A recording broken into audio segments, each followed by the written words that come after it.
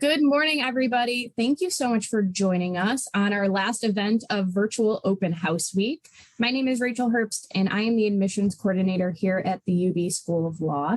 And I'm joined by our ambassadors today. Our student ambassador program is really great. It's actually the only opportunity for 1Ls to get involved. So we do have our 1L Jenna joining us today because it's very heavily academic that first year, and we highly encourage students to focus on that.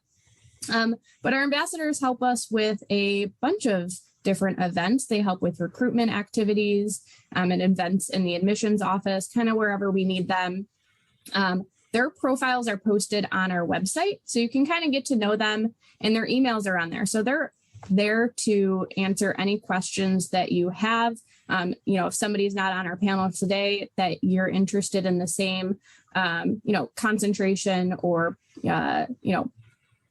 program that they are, feel free to reach out and email them at any time and they'll get back to you to chat.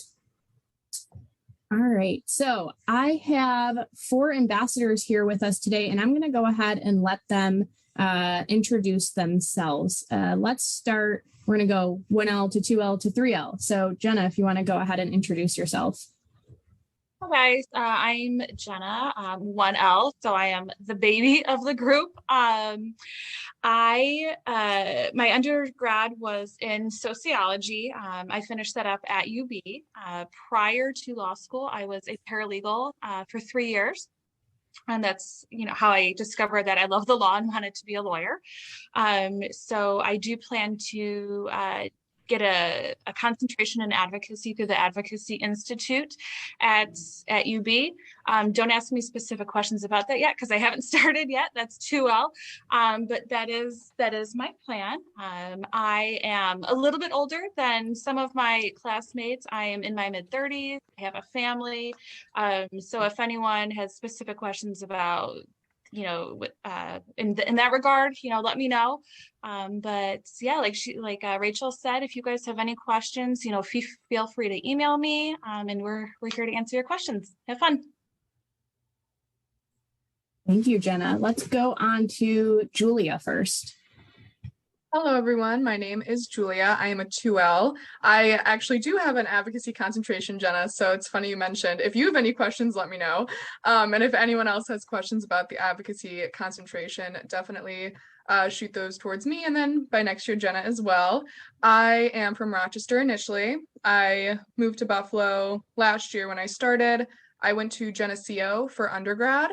I was an English major and had a double minor in biology and human development. So kind of all over the place, but that was because I had no idea what I wanted to do by my senior year. And then I took the LSAT and got into UB Law very much on a whim. So if you are not certain what you want to do yet, that's okay, because I wasn't until like March before law school. So it's okay if you're not totally certain yet, but that's what we are here to help you with. And I'm a second year here at UB. I am on the moot court team. I'm on a couple of the law review journals. So I really like staying active in the extracurricular community. So if you have any questions there, you can definitely ask me those as well. Thank you, Julia. Shelby, you want to go ahead? Sure. I am a 2L and I'm from Buffalo. I did my undergrad at UB, and I got my double major in political science and legal studies. A little opposite from Julia is that I knew I wanted to be an attorney when I was 12 years old. So I've had law school planned out since then. And I knew I wanted to stay in Buffalo, and I'm pretty sure I want to continue my career in Buffalo, specifically in criminal law. I would like to be a prosecutor.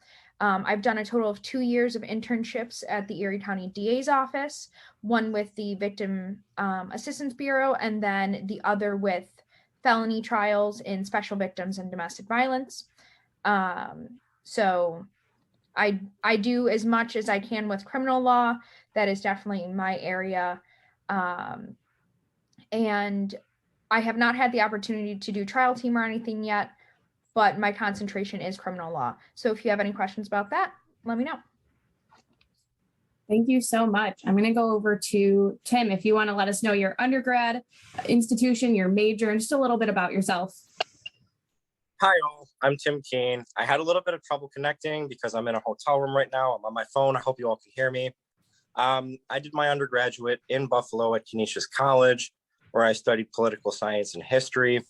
And I've known for a long time that I wanted to be a lawyer, but I've ruled out litigation in the time that I've been here because it just didn't seem like something I wanted to do.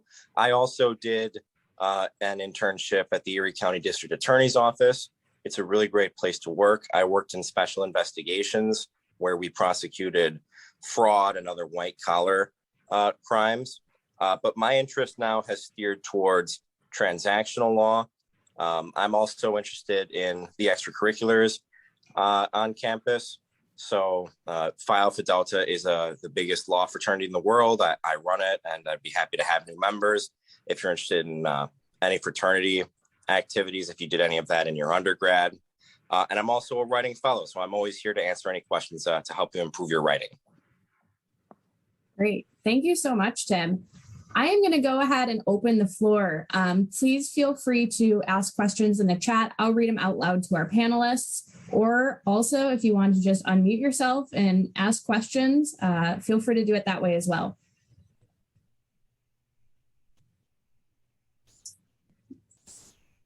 Hi, everyone. My name is William. Prospective student, I guess. I have an application in. And I was just wondering, so for your first year, Rachel was saying previously this week that it can be kind of difficult with the amount of course load. So what are some tips that you have to studying and staying on top of your classes? Thank you. I can go first, and then we can just kind of jump around. Hello, William. Good luck with your application. I'm sure you'll do great. In terms of 1L course load, it is hard, absolutely, and I'm not going to lie to you there at all. It is difficult, but the good thing is that when you get into UB Law, you are competent enough to be there. So it's hard, but you're there because you can do it. And I think that imposter syndrome is like a huge thing. I'm going through that right now, and I'm a 2L, like so your 1L year, it hits certainly really hard. That you might think like, what am I doing here? I don't know anything, but you know more than you think you do, and it comes out at weird times. So I think just maintaining that confidence, and it's more of like a mental thing because you know the information, but you might not know that you know it yet. So it's kind of like a gamesmanship with your mind that you just need to convince yourself and tell yourself, you know what you're doing. You are supposed to be here. You are rightfully here. So just kind of maintaining that mindset. And then in terms of actually, doing well content wise, in terms of the courses, just kind of keeping up with readings are huge. Try really not to get behind on those because they pile up. It's voluminous work. It's a lot of work. But you can do it, and just remind yourself that you can, and keep up with the reading, creating study guides, outlines, whatever you prefer to study, and studying in groups and reinforcing that learning through teaching, audio lectures, anything of that sort is also super helpful just to confirm your understanding. Okay, thank you. I'll chime in now because I'm kind of I'm obviously going through that. So I agree with everything Julia said. I think tangibly, you have to keep up with your readings. If there are suggested timelines, follow them. There are, some online programs that you have to go through for your writing class. Don't save those till the end of the semester because you think they're not important. Just follow the syllabus, do your readings, and don't let yourself get behind because, you're reading several hundred pages every week. And if you get behind on that, it becomes almost impossible without losing sleep and the rest of your life to catch up with that. So I think just coming in and knowing that you have to read for your next class, you just have to do it. The professors most will cold call. So having that pressure definitely helps, which I promise it's not as scary as it seems. After your first time getting cold called, you're like, oh, this is really not that big of a deal. So don't worry about that. But knowing that you are going to be held responsible for doing the readings, as long as you follow, you'll be fine. Like I said in my intro, I do have children. So for me, I have to follow the schedule. I have to get things done. I have to stay ahead because things are always going to come up. And that's true in life, regardless of how old you are, what your situation is. And that's true with technology. My computer just crashed for an hour the other day, and all I could think about was my final memo that was due and what I was going to do because of that. But it was, almost a week ahead of that. So if that had happened the day before the memo was due, if I had waited and my computer crashed, you're out of luck. So I really think just staying on top of it. Law school, it is hard. But I was saying earlier, I don't think anyone applies to law school thinking it's going to be easy. So everyone deserves to be here. Like Julia says, if you're admitted, it's because the admission staff knows that you can be successful. So don't get in your own way. Do the readings, do what the teachers tell you to do, and you'll be fine. Thank you. I just wanted to really emphasize following the syllabus. That's the agreement that you sign up with when you sign up for a class, and you don't get to choose your first set of classes. They're assigned to you, and it's because you're learning the most fundamental basics of the law, and those readings are just absolutely critical. So I would say following the syllabus and making sure that you're on top of the readings is important. And sometimes it's hard just because there are hundreds of pages that you have to read. But what I will say is that a few weeks or maybe even a couple months into being in law school, you get really good at it because your eye just gets trained to look for what's important in a block of text. And I also just emphasize writing notes. That's my style. Some people can retain information better. I can't. I prefer to have a work product as I go along. So I'm constantly engaging with the material. But I also agree with everything that Rachel and Jenna said. Thank you. I think the only tip that I can offer that hasn't been said yet is this study schedule works for me. Some people find it helpful. Some people think it's crazy, and that's okay. So Fridays, you will not have class. So on Friday, I do my reading for Monday. Saturday, I do Tuesday and Wednesday, and then Sunday is like Wednesday, Thursday.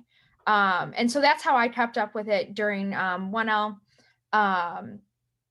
I've changed my study habits a little bit since then, just because, like Tim said, you do get better at reading things, reading the cases and knowing what to look for. But, just sticking with the schedule is the most important thing for me. And I like to color code. Everything's color coded. So that helps. Thank you. I just want to quickly add on to Tim's point about, a couple weeks, a month or so in, you really figure out what's going on. And my class just sort of had that revelation in the last 2 weeks or so. And I mean, it's kind of an incredible thing. We had a Civ Pro midterm, and it's an essay. So you basically just have to word vomit everything you know about Civ Pro in an essay. And when you get done, you look at the pages upon pages that you wrote. And I think it's a pretty incredible thing when you realize how much you've learned in the last 8 weeks. It's so the work is hard, but I think it's really important to realize that you're going to have these moments where you see how much you've learned, and all of a sudden that hard work and this crazy schedules is kind of not that big of a deal anymore because you're seeing real results from it. So hopefully, and on a positive note, and not to scare you, it's pretty cool. Yeah, I agree with that. And also try not to compare your study habits with that of other people, because Like I study in a way that no one, that I'm close with or know their study habits. We don't study alike at all, me and my friends.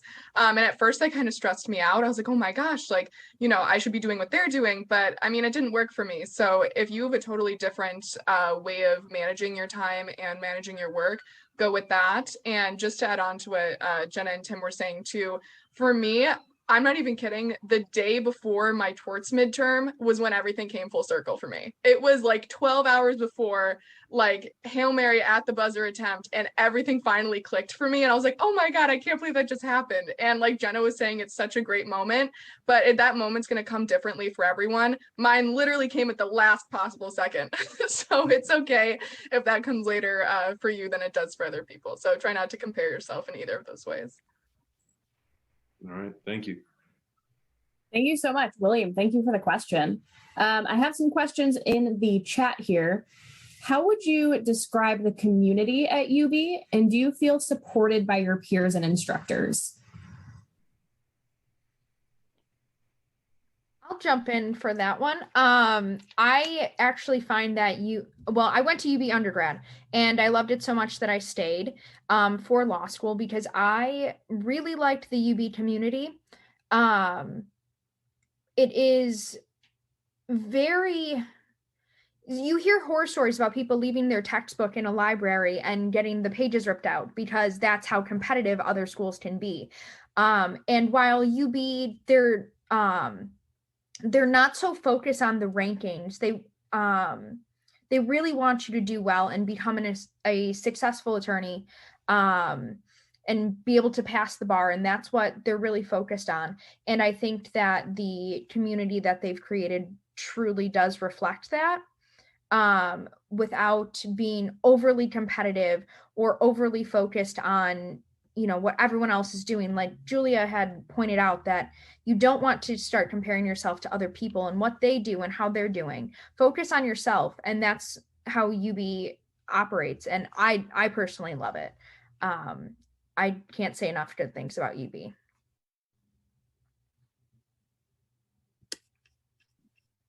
I have a couple things to say about this. The peers are absolutely the best part of UB Law, in my opinion, because sitting around a table with people that are all engaging with the same work that you are is just helpful. They think about things differently than you will, and they'll talk about it, and you will get new perspectives on what you're reading about and what you're studying. And the professors are also really, really great. Go to office hours is a thing that I forgot to mention in the last question, because when you have a specific question about the material because it's confusing, or you just need a little bit of an explanation, or you have a question about the work, or literally anything in life, or mentoring, or the career in general, your professors are there to help you out with more than just the things they assign in class. And I've always felt supported by my professors, and especially by my friends. And I feel really awful for the folks that couldn't meet with as many friends last year because of the online situation that they had to experience. I was fortunate enough to meet with people during my first year of law school and meet a lot of people personally. And they helped carry me through, the 20 or so months of awfulness. But, if making friends is what will help you in school, that UB is so friendly, and they will help you out. Yeah, I completely agree with everything that Tim and Shelby said. And kind of to, go off of what Tim was just saying, Shelby and I both did our first year remotely. So I think something that really attests to how strong the UB community is that I know Shelby and I were able to become friends. Like, I've met Shelby in person, but maybe a dozen times now, but our first year, I met you in person like a couple times, and we were still good friends. So I think, really speaking to how strong the UB community is, our first year that was totally remote, I still have my group of friends that we text and outline and study together. And that's, how strong we were able to communicate as peers. And then in terms of professors, there's going to be professors that you love and you hate, that you agree with and you disagree with, but overall they are all there for you, and they are paid to be there for you, and they are required to have office hours for you. So I would definitely take advantage of that resource, as Tim was saying. And then in addition, there are a ton of resources at UB. You get one, you have student ambassadors that you can email us at any point in time. That's listed on the website for you to reach out, ask questions. There's a peer-to-peer advocate program where you are assigned a 2L that helps you with tips and advice and studying habits. So you have a student ambassador, a peer-to-peer mentor, you get a faculty advisor, and then you also get a professional mentor outside of the UB community that actually works as an attorney somewhere in Buffalo.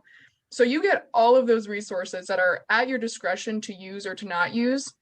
So definitely take full advantage of those. And then finally, too, the community is super fun. They host so many fun events. Literally 2 weeks ago, we had a Halloween, open bar event downtown, and it was so much fun. And they always do cool events like that, like Barrister's Ball or different auctions and bar nights. Like actually tonight, there's a bar night for the public interest group on Elmwood, at Jackrabbit. You go in, you donate, and then you get 2 drinks, like that type of thing. So there's a ton of different like fundraising events like that are outside of the UB school, but within the UB community. And those are really great opportunities to meet people and have fun and relax, but still get to know your peers, outside of academics. To add to what everyone else said, which I agree with everything, from the moment you step foot on campus in your orientation week, at least I felt very supported and welcomed by everyone. The staff, the professors, the advisors, everyone who works in the law school makes themselves available to you, but they make sure you know that they're available to you. I see Jeffrey's question about the professors, are they really available to you? Absolutely. I have never once felt that any of my professors were focused on publishing. I have met with every single one of my professors in office hours. I actually, after this Zoom, I have a Zoom meeting with my writing professor before my memos due. This is not her normal office hours. I asked her during her office hours, could we schedule another meeting?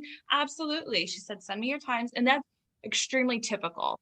The professors have office hours, but I have heard so many times between myself and my peers asking for additional hours, and they've always said yes. They've always made themselves more than available to you. And I think everyone is just here to support you. I can honestly say that I've never felt so supported in something I was doing by any community I was ever in. And everyone just wants to see you succeed. If you think of it, the school's a business, right? They want you to succeed. And everything they do is geared towards helping you succeed. And it's like everyone said, there's events, there's so many resources, from mental health to academic to career services, which is incredible. They'll help you even after you graduate. There's just a lot. I too did my undergrad at UB and continued at UB Law. The atmosphere is just awesome. So I think everyone feels welcome. I don't have any experience with anyone who didn't feel supported or welcomed or anything like that. So yeah, to kind of just like to lump Jeffrey's like latter question into about the professor and office hours, going off of Jenna, I think that they're always there for you, and they want you to come to office hours. Otherwise they'd be sitting there with literally nothing to do. But then again, there's definitely going to be professors that you vibe with, others you don't. And that's okay. That would be at any school. Some you really like their teaching style, others you don't. Some you get along with, some you don't. But that is just how people work in general, even outside of, academics. So I think just finding those professors that you really love and are going to be there to help you and you can work really closely with, those are going to be your people that you want to, work with through and through. Thank you, everyone. Julie, I'm so glad you mentioned all the mentorship opportunities, the alumni mentors, the peer mentors, your faculty advisors. We mentioned all that, but it's so great to hear from a student, how comfortable that makes you feel that you have all of those resources available to you. Also about office hours as a higher education professional, I always mention that they have office hours regardless if you go. So they're sitting there waiting for you anyway. So why not take advantage of it? Because they're there either not doing anything or helping you, right? I think everyone would agree with that. I'm going to go on to Jeffrey's question. How are you able to explore the different fields of law? For example, UB seems to have opportunities in business and finance, but I'm also interested in, exploring maybe family or health law. So how do you feel you have the exposure to adequately choose a direction? I'm going to jump in here because I'm very family law direction. I worked at Legal Aid over the summer as a human rights fellow. So I did 400 hours pro bono in the civil unit. I was doing matrimonials, custodies, divorces and things of that nature. And I had no idea what I wanted to do by the time I got that job, but I really loved doing divorces, which sounds weird, but I really loved that area. So then come fall, I ended up doing the Family Violence and Women's Rights Clinic, which is basically a family law clinic. And a clinic is an opportunity for you to get real world experience. Like, for example, as a clinic student, my title is student attorney. Like, I am a student attorney. I talk in court. I file motions with the court. I file petitions. I work with opposing counsel, like real people outside of, the academic world. And it's crazy, because you would never think that. Like last year at this time, if I said, oh yeah, I will file a 25-page motion with the court, I would have never thought that I would have done that. But I just did it on Monday, literally. So those clinics, I cannot speak highly enough about. You get real world practical experience. You make really imperative connections with local judges, local attorneys, and you have clients. I have 2 clients, one of which I have a meeting with right after this. And as a student attorney, I'm able to do the work of a real attorney because I'm under the supervision of my professor who is an attorney. So everything is vetted through them. I work with my professor super closely. So that clinic particularly is a great way to get into family law. And I know there's like a ton of other clinics too. And, in terms of housing, there's a civil one, there's a criminal one. So there's those opportunities are really great hands-on options to start exploring those other areas to see what you want to delve into. And you can also look up the course catalog and just kind of like Control F and see what you find that interests you. There's a ton of really cool classes that you might not even like know are classes. There's some I see all the time that I'm like, how is like that's real? Like, what kind of class is this? So there's really a ton of options if you do want to check out the course catalog or one of those clinics, which I cannot speak highly enough about.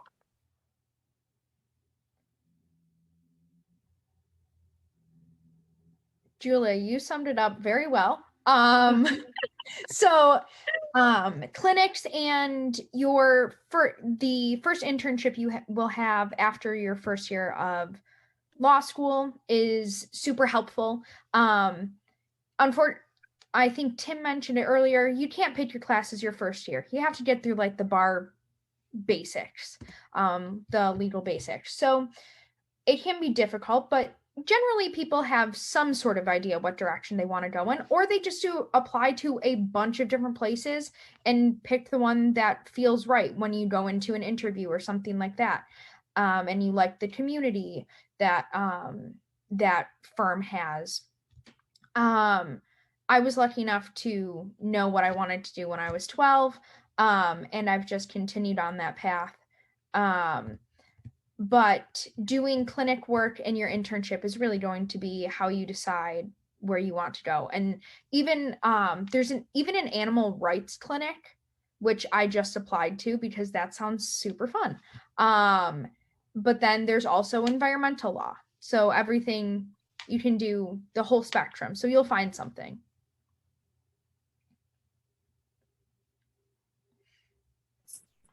I don't have too much more to add because Julia really knocked it out of the park, and Shelby Guys,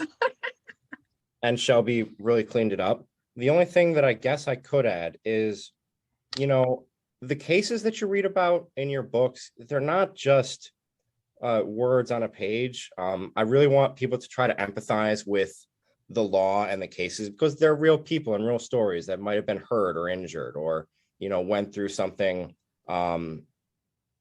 awful. And when you're reading your cases, if there's things that interest you or things that upset you even, that'll direct you to what kind of work and advocacy that you want to do. Because I haven't had a chance to do any clinics or externships or anything yet, I can't really speak to that effect, but I definitely agree with what Tim just said about the cases. In any given class, you read cases about everything. So you're exposed to family law situations, you're exposed to transactional situations, crim law. It's international law. It's really just everything. So like Tim said, I think, there's a lot of people in my class that didn't know what kind of law they wanted to get into, but even by now they're starting to narrow it down a little bit, because some cases are more interesting to them than others. And for every type of law, there's an experience through the law school where you can participate in that kind of law, whether it's an internship, a judicial internship where you'll hear all kinds of different cases, the clinics. There's really a chance for you to get involved in everything. So I think everyone has an opportunity, and you really, through your first year, you really start to figure out, at least narrow it down, just through the course of the classes themselves. Great. Thank you. Good question. Moving on, your Liza said, good morning. Is there any tips or books to read to prepare you for starting your 1L year?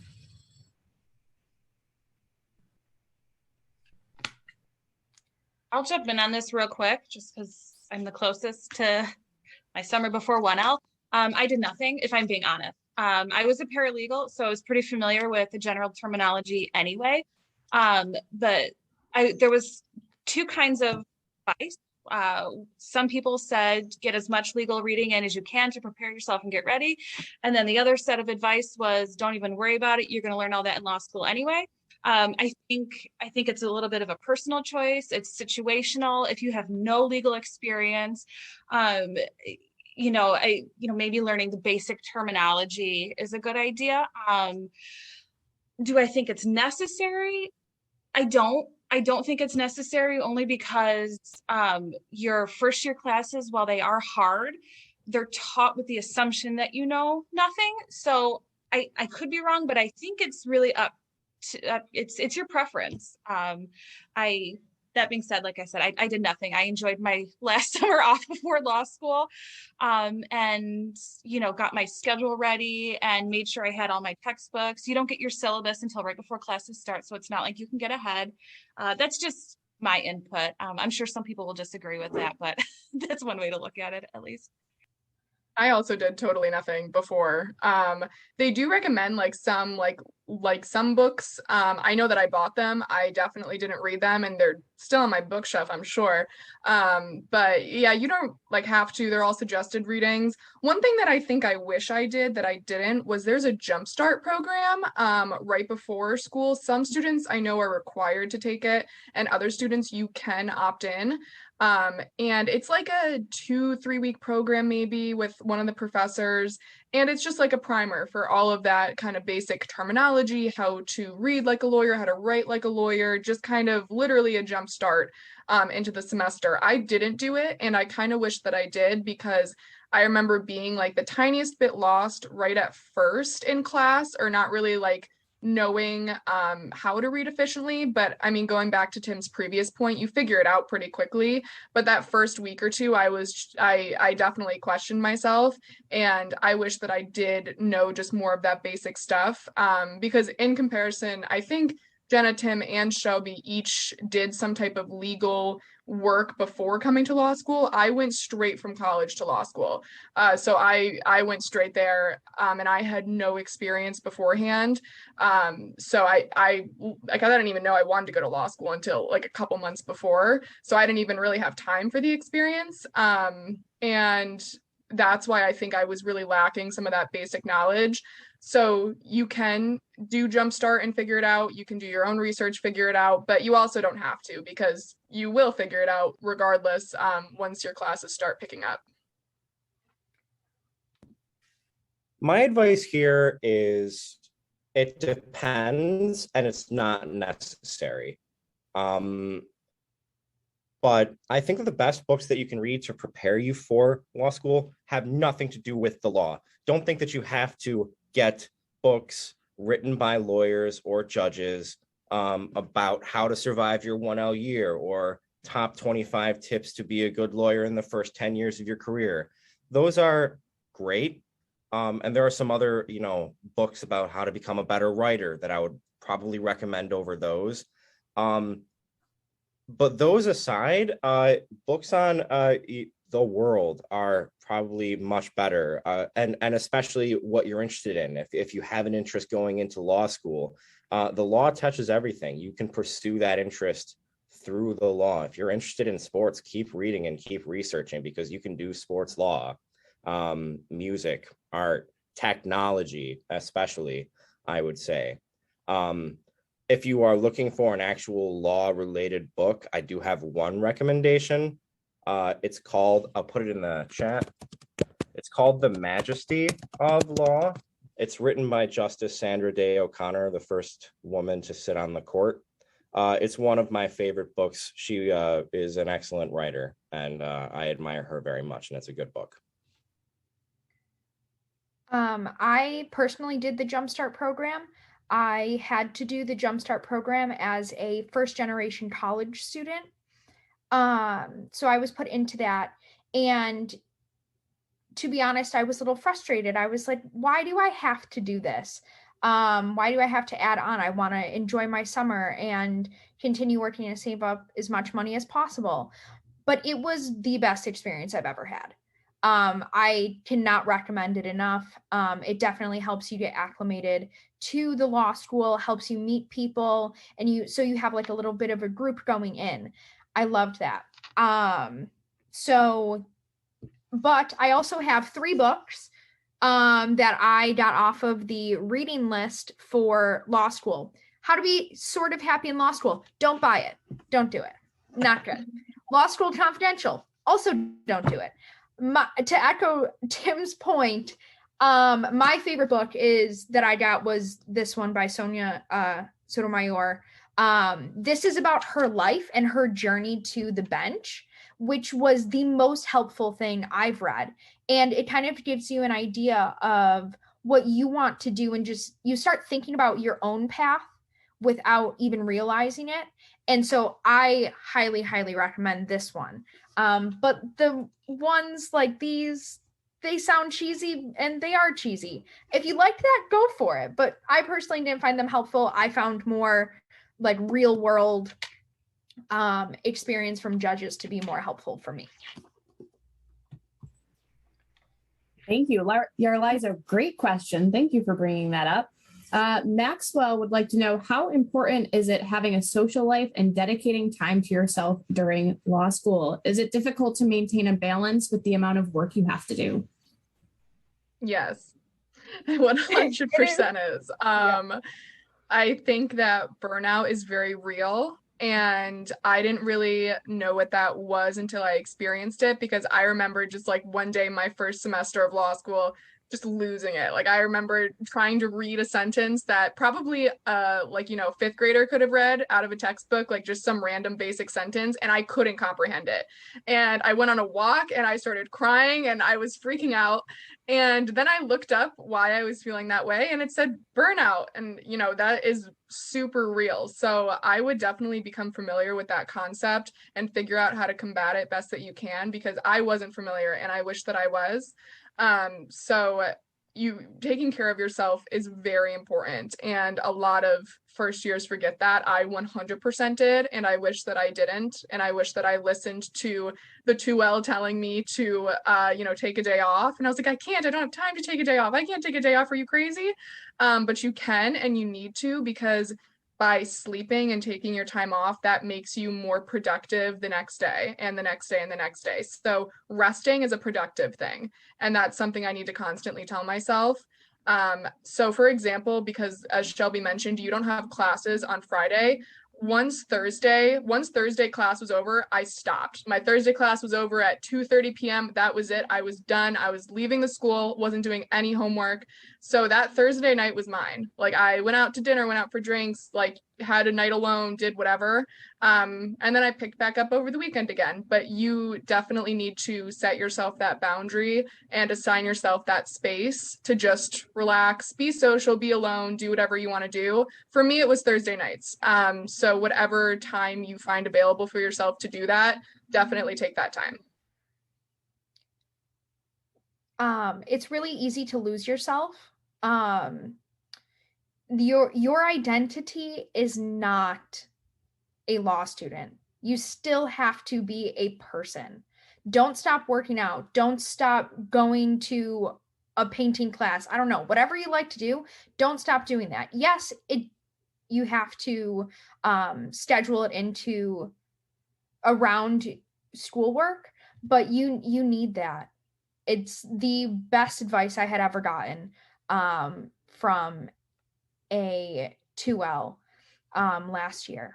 And it was, so he actually helped me make a plan of how to live my life, and reminded me that even though you want to be a lawyer, like it's been my dream, I'm always working towards it, but you still need to have a life, because burnout, like Julia said, is unfortunately very, very real. So take that time for yourself. Like this semester, I don't have class on Friday. Friday nights I do work until about 3 p.m. And then Friday nights are my night. I refuse to do anything. Okay, sometimes I have to, but for the most part, I'm not doing anything Friday nights. I take that time for myself. So I think balancing the social life is difficult, but you get better at it like everything. I think that having a schedule, and you have a pretty regimented schedule in your 1L year, keeps you on track. Try to keep up. Don't abandon your pre-law school friends, because they're the people who will keep you sane. Lawyers go a little bit crazy when all we hang out with is other lawyers. And every Tuesday night I play board games with my friends from high school, just because it's good to not do law stuff with law people sometimes. So yeah, if you have workout friends, or, you know, friends you go to the movies with, or friends you watch movies with during, you know, Halloween seasons, try to squeeze those in, because they are good. I haven't really had any problems balancing work and social. In general, I would prioritize your work, because this work is important. You're supposed to treat it like a full-time job, especially if you are a student attorney and you have actual clients and real work to do. I would reiterate what Tim said. For me personally, it hasn't been a huge issue. That being said, my schedule is I think it's very different than a lot of people. You do have breaks in between your classes. So your 1L year, specifically, I have between 2 and 3 hours between each class, Monday through Thursday. I do homework those breaks. When I am at school and I'm focused on doing schoolwork, because when I come home, I have to drive my kids to activities and I don't want to sacrifice time with them because I'm going to school as much as possible. So I get as much schoolwork done as I can in between my breaks.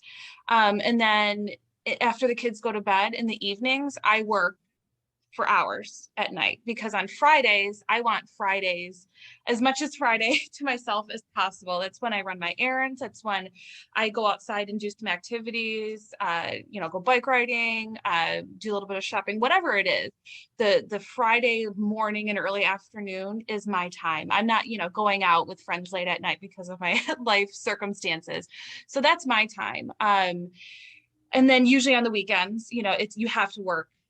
There's no way getting around putting in extra time into your classes.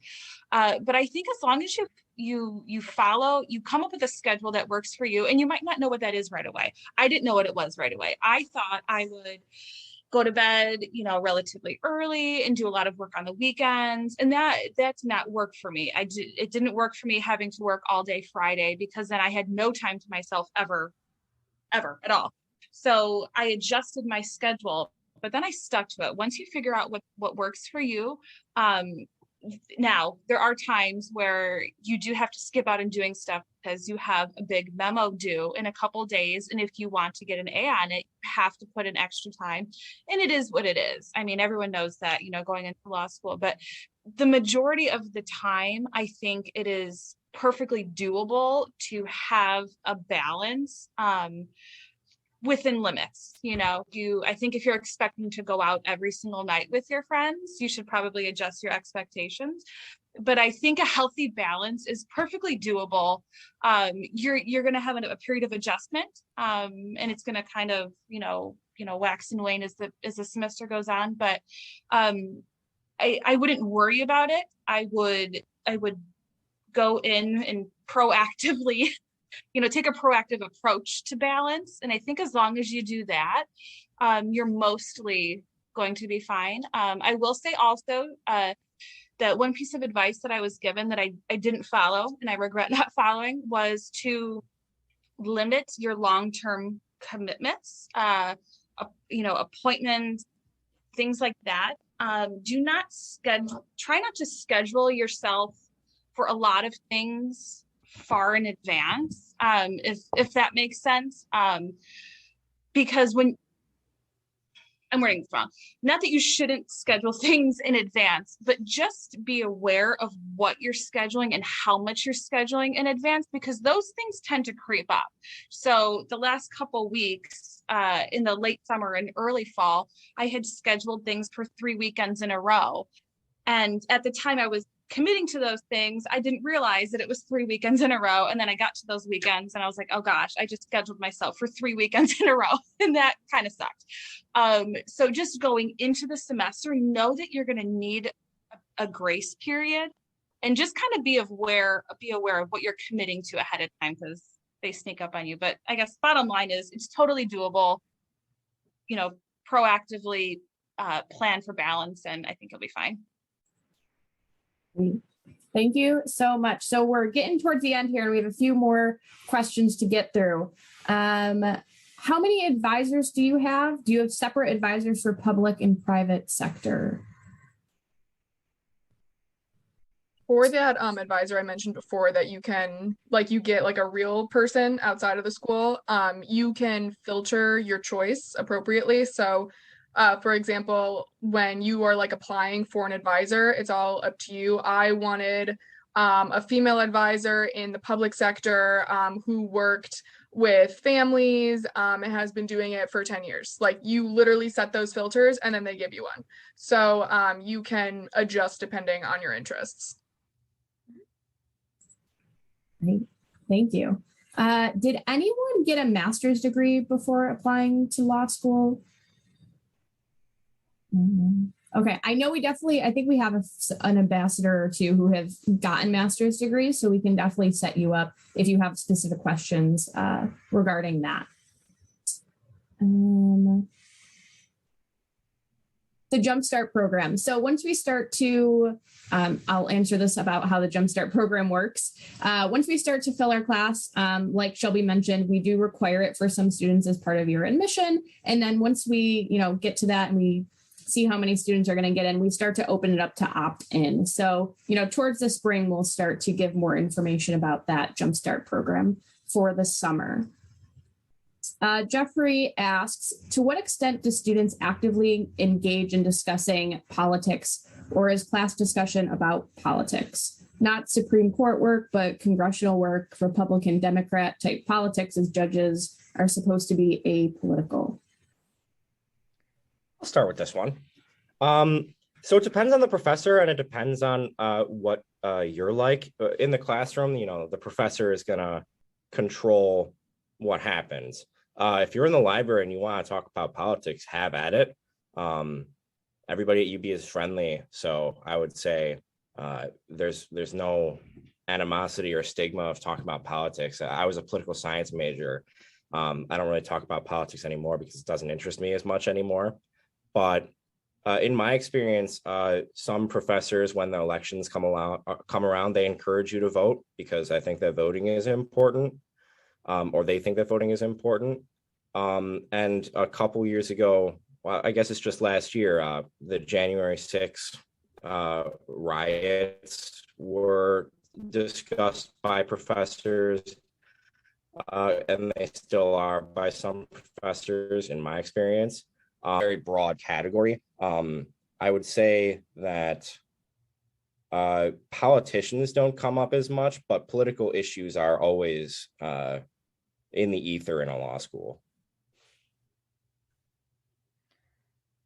Just to touch on really quickly, judges are supposed to be apolitical, but you will learn that most Supreme Court justices, you can tell how they're going to decide based on their previous decisions and who they were appointed by. So it does come up.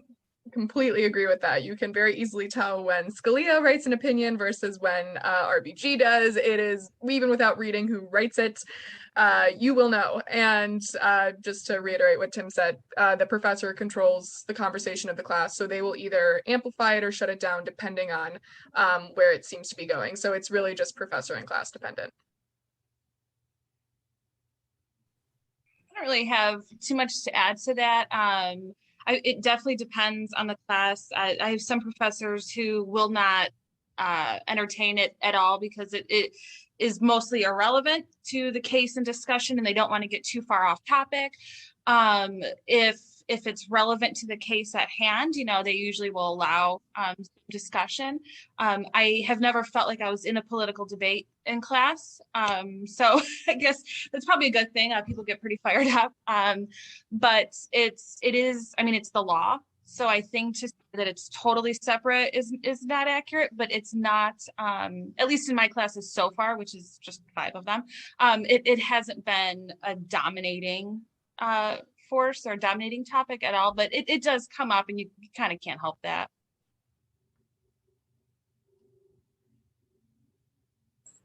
Well, thank you, everyone.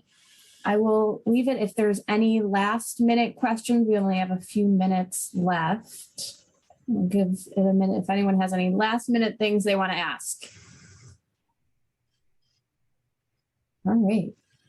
If not, thank you everyone for joining. Oh, thanks for adding your email in there, Julia. Oh, one last question quickly. Any advice on personal statements in the application process?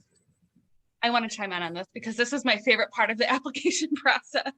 To be totally honest, I definitely did not have anywhere near the highest LSAT or GPA numbers coming in. I did most of my undergrad 10 years ago, and at that point I was not looking to be a lawyer, so I cared, but not all that much. And the personal statement for me was my chance to stand out, okay? Because it's a competitive pool, right? And I am a big proponent for taking little risks. You have to sound, professional. You have to know who you're writing to. You have to know your audience. But also make your voice heard. Don't be insincere in your writing. Don't force anything because that's what you think the admissions staff wants to hear. They want to hear your voice. They want to be able to sense your personality from your personal statement. That's my first piece of advice. My second is to edit.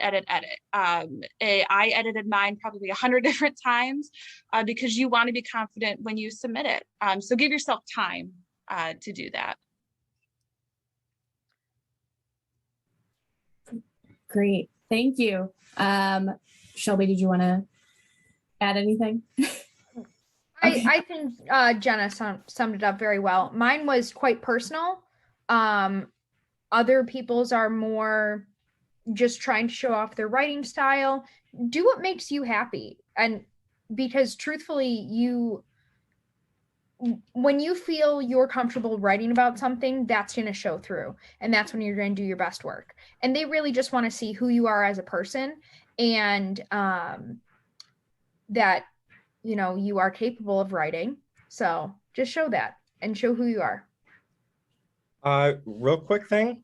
The personal statement was my least favorite part of the application. I'm a pretty private person. I don't like writing about myself. I just find it difficult. And this might sound like a basic point, but tell the truth on everything related to your law school application. Pretty please. You don't want to ruin your career before it even starts.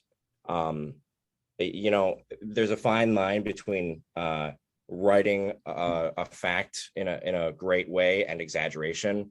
And exaggeration can get a little dicey. So just tell the truth, be accurate, and tell your story. Thank you. I think you all hit the nail on the head with that.